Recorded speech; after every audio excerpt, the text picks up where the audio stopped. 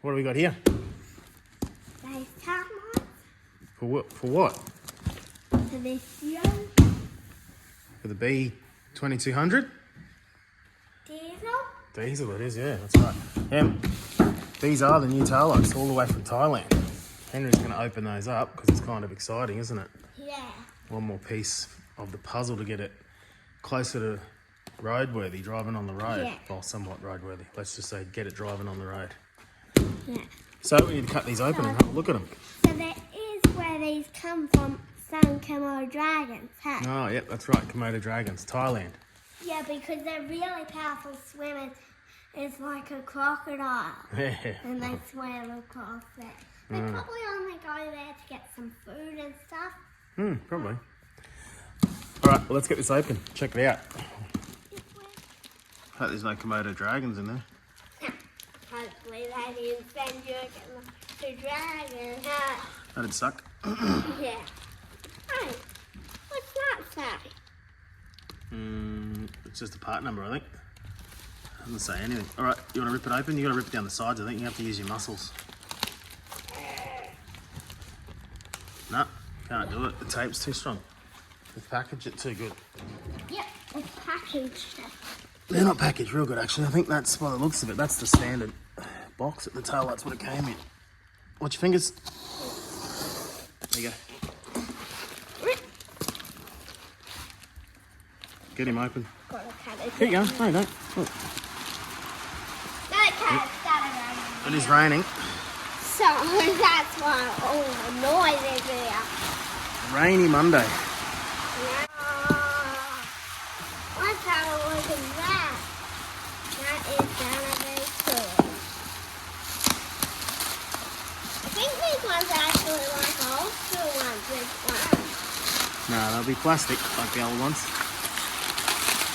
All right. Do you remember what we met a young fella who told us some information about the tail lights, and what did he say? He said use your own rubbers and your own frame. Yeah. Why is that? Do you remember why he said that?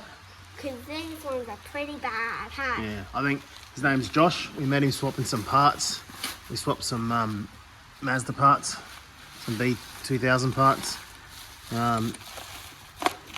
Anyway, he told us that when he bought his, he had to, well, I guess for best results, use the frame and the rubber from the original one. So, what we'll have to do... Heat shrink this static. No, that's not heat shrink. So what are we going to do? We'll have to pull the old ones out and give the rubbers a clean and give the frames a clean and then see how we go. Yep. So we're Alright, let's go do that. So we're normally just going to use this. The glass and bit, huh? The plastic, yeah. Yeah. So we're just you'll gonna need to get a use this top. star screwdriver and get those off. But we better get the other ones out, the originals out first. We'll unpack the other one, make sure it's all good, and then we'll pull the originals out. Make sure it isn't a Komodo dragon. Yeah, that would suck. No, so let's just toss this one. I don't know. So I'm just going to take these old ones out. Oh, hello, Cheeky. It got wet. The rocks got wet. Amazing, huh? Because they're outside when it was raining. Yeah, Crazy it's times. so dull. Alright, so you're going to get those out, Henry. A couple of bolts there, 10mm bolts, 10mm hex. 3 more over that side. There's one missing on the other side. We'll take these frames out and see what our friend Josh was talking about. See if we can swap them over. You alright? Yeah, I want to do one. Okay, I'll get you some tools. Why not? Just turn it a little bit. No, turn the socket a little, the ratchet a little bit. Look.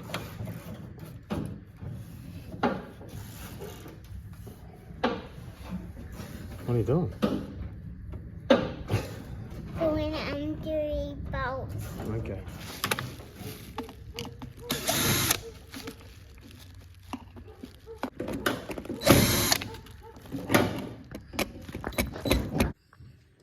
Yeah, we can see there what's the difference between the rubbers. This is kind of useless. We've made some little joiners there, but we're going to use the factory ones, which is what our friend Josh suggested. And then we're going to put these reflectors into the new housing, because my old housing's a bit hazy. And it seems to look good. We'll see how we go anyway. So using the new housing, old reflectors, old rubber, new lens, let's get these parts washed up. Can you wash them? Yep. Good. Alright, so they are a little bit different shape, these aftermarket backing, whatever you want to call it, the assembly part, but mine's so brittle from being out in the sun with no lenses on it, and also it's got a few cracks. I'm going to try and assemble them with the Thailand back, the factory rubber, and the Thailand lens. See how that goes. But keep their wiring harness. So that is as good as it gets. I think that turns out alright, I suppose. Better than the other option of just cellophane and sticky tape. So I just used everything except for the rubber, which was the rubber from the Mazda originally. And it's not too bad. I mean, it's better than the rest of the truck, right? So yeah, that's the new taillights from Thailand. Not too shabby. Next thing we've got to do is Henry and I are going to make some stencils for the floor out of some cardboard. Oh, did we? Look, we didn't know we put seats in. So we got some electric E90 BMW seats. And I redid the dash. We'll have a look at that later. Out in the light. Put some carpet in the back. And we're just going to make some stencils for the front here so we can flat panel the floor with some thin ply. So we've got some cardboard for that. So let's do some measurements and get stuck into it, eh? Yep. But that is our piece of cardboard. That's a piece of cardboard. That is a piece of cardboard, isn't it? Can you confirm? Yep. Yeah, that's cardboard. Because of the bumps here. Oh yeah, it's got some bumps in it, must be cardboard. And we're going to do some quick measurement on here. Take the measurements from there, transfer that onto this cardboard, and then just trim it up till it fits good. Here you go.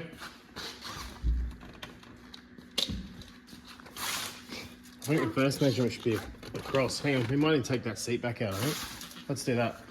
While the seat's out, you can check out why BMW seats are a good seat to use for putting into early utes, trucks especially, just because they're nice and flat. The floor on this, once you remove the rail from the bench seat, it only has one on each side. It's really flat, and you can see there where the, oh not really, but there's some indents where the seat sits. So the front sit right here, that's where I go drill my holes. The rear will sit here, that's where I go drill my holes. So pretty straightforward when you've got seat rails that are flat. Nice holes. They're reinforced as well. The bolts will go right through. I just got some zinc plated socketed caps, some cone lock nuts, or metal lock nuts, whatever you want to call them. Square washers. So they should be good. Should be able to get that engineered fairly easily. And there's already started with the measurements. So we want to go to the widest part first. Which I think is this one. No, widest across. So, here, pull that up. Yeah.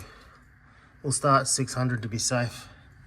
So we'll say 600 by, all right, I think we'll go up there somewhere. Well, it's pretty dark in here, isn't it?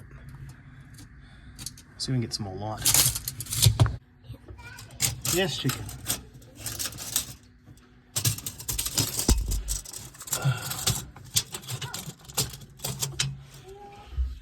So we'll go 750 to be safe on that. So 600 by 750. I hope you're not standing on that cardboard, chicken. You're riding on it. Nice. Got a basic shape there, so I guess what I'll do is work from there backwards. Work out where I want to finish up there. I'll start up there, around the pedals. And then I'll just work my way back, trim around that little bit of wheel well there. And then try and keep this straight edge against this only straight edge I have. So yeah, let's see how that goes. That's the template done. I've left enough room around the edges because this will be plywood. We're going to wrap it in some material. And to keep in mind that we have to slice the back of the plywood to get it to have a nice bend like that. So I've made sure I've left the lines in the cardboard as a guide. But that's fine. To the driver's side. That's right on that so I don't forget. That should do it. So let's start on the other side.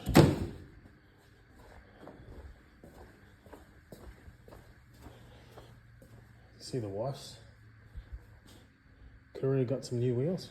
Ford Ranger wheels. Get them mint. No spaces. I do scrub a little bit when you turn full lock, but that's because the bump stop, the stoppers for the steerings are worn out. So once you turn a little bit more than you should be able to. Anyway, I'm going to do this side. Might drill the holes for the seats as well. For that side, this side's already done. Anyway, this one looks a little bit tighter, but easier. I think it's got the, yeah, it doesn't have the bumps on the side here like the other side did.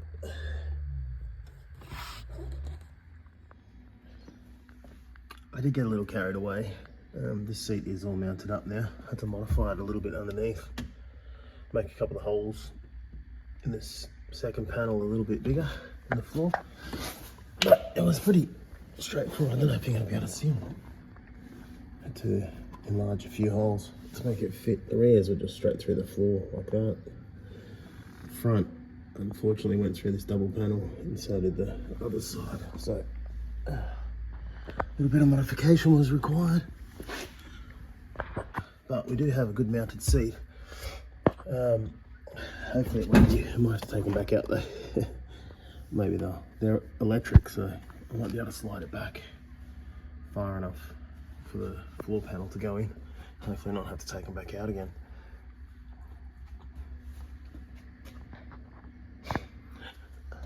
So maybe now I'll start on this panel.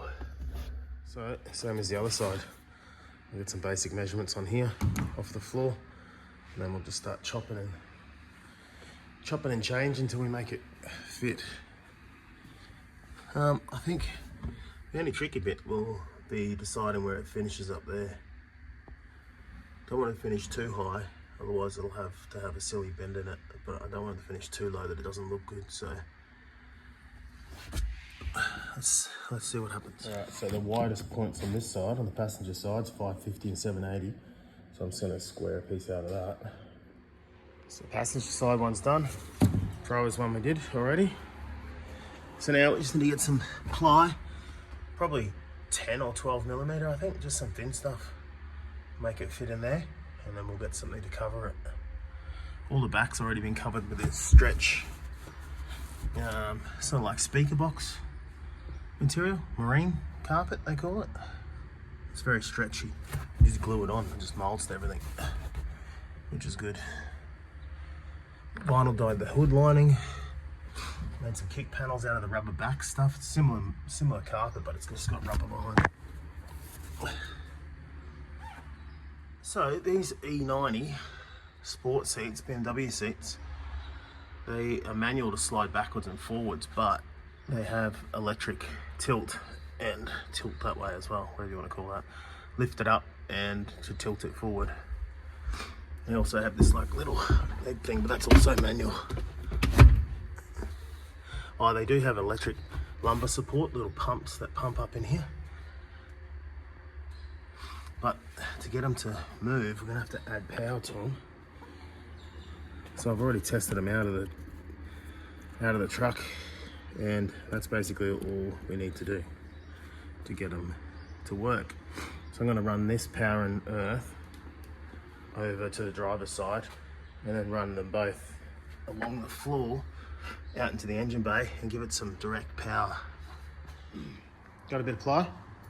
I'm gonna trace these shapes onto it and then get the jigsaw and cut it out. So just like magic, we cut out our plywood and we got it covered in this sick skull material. It's a mat that I got and made it fit onto the plywood. So yeah, that looks pretty good. I mean, it's probably not very practical, but it looks cool. Ignore those wires. We had a bit of a problem, but we've got it sorted now. We put those back away, hide them.